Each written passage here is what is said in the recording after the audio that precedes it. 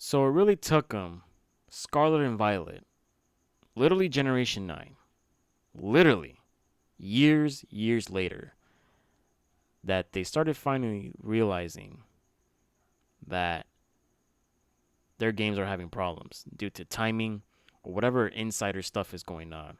So apparently, this interview kind of went somewhat viral.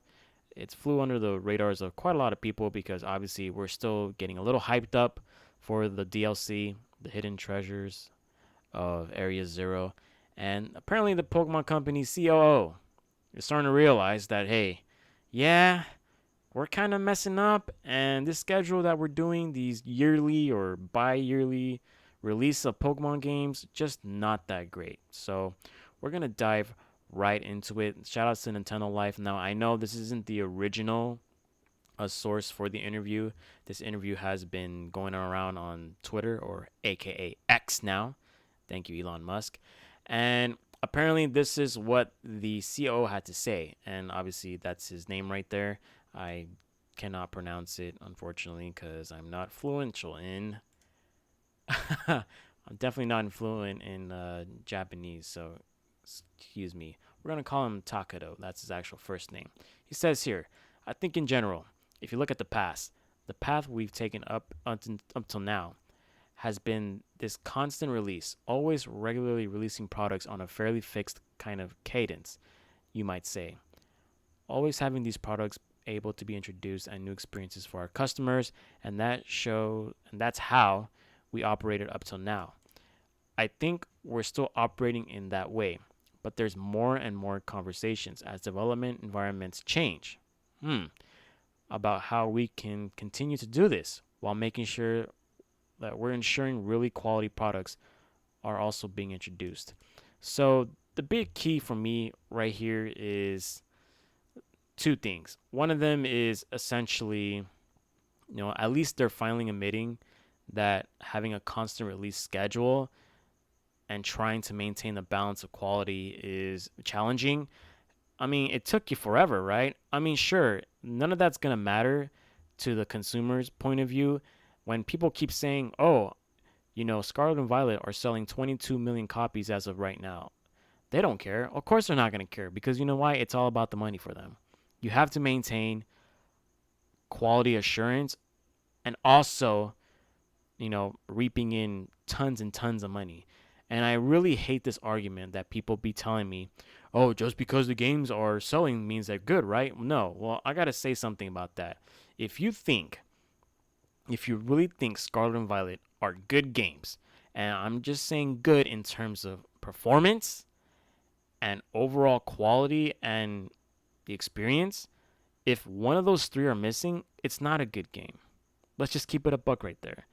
And if you saying that Scarlet and Violet are actual good games, then I gotta tell you, either you are completely new to the Pokemon franchise and you haven't really seen past Pokemon games and how they've, worked over the years, or you're just stupid or blind, or probably both. Sorry. But there's just no way you can sit there and tell me that Scarlet and Violet look good.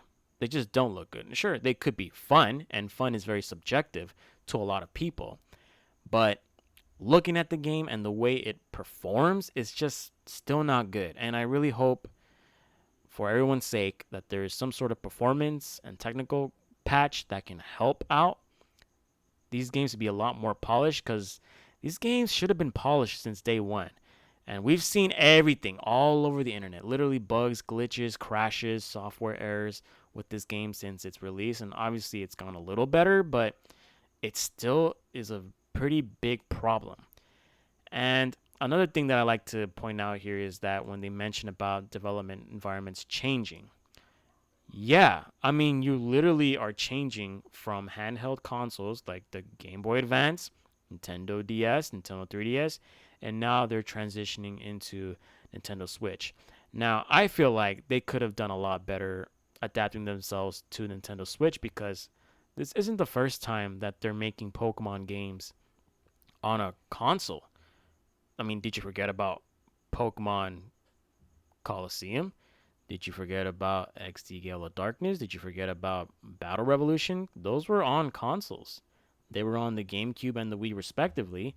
And of course, you can argue that, well, Game Freak and Pokemon, they had less power because they had other companies helping them out on that.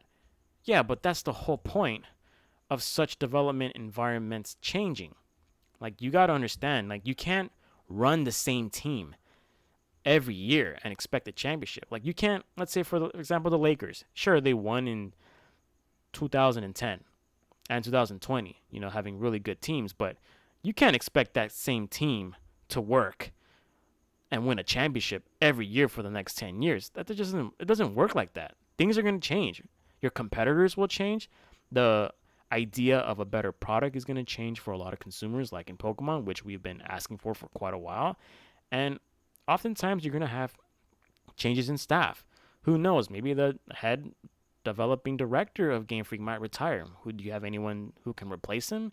Do you have other people who are competent into making quality products? Are there people who are held accountable for such nonsense that they put in these games? So I really hope that this is their way of saying, hey, we finally made a mistake. We finally starting to realize that these games aren't really going up to par, and it kind of sucks that we're forced to do this on a yearly schedule, which at this point they're releasing a new Pokemon product, not just mainline series, but other spin-offs and all that kind of stuff every year. I mean, look at the past 2 years, for example. We've had in 2021 we had Brilliant Diamond Shining Pearl, and then literally months later we got Legends Arceus, which is like, obviously Legends Arceus is a pretty good game, but at the sacrifice of Brilliant Diamond and Shining Pearl, absolutely not. It's unacceptable. And I really am starting to believe like they should take notes with other games and franchises like Zelda. I mean, look at the timeline between Breath of the Wild and Tears of the Kingdom. It's literally, if you include development time, that's almost a decade. And yet, in the first 3 days, Tears of the Kingdom, the most recent release, ended up selling over 10 million copies in just 3 days, which is phenomenal because that's how it's supposed to be. Quality over quantity. That's something that Pokemon, I hope they learned their lesson, and hope they understand that they got to take baby steps into assuring that their games are not actually garbage. But anyways, let me know what you guys think about this. I know it's something that may not, depends on who you talk to. Some people don't really care. They love Pokemon too much that they kind of, you know, quiet the noise that's around Pokemon and what's going on with the current state of the franchise. But let me know in the comment section down below. Don't forget to like and subscribe. It's your boy Franklin signing out. Peace.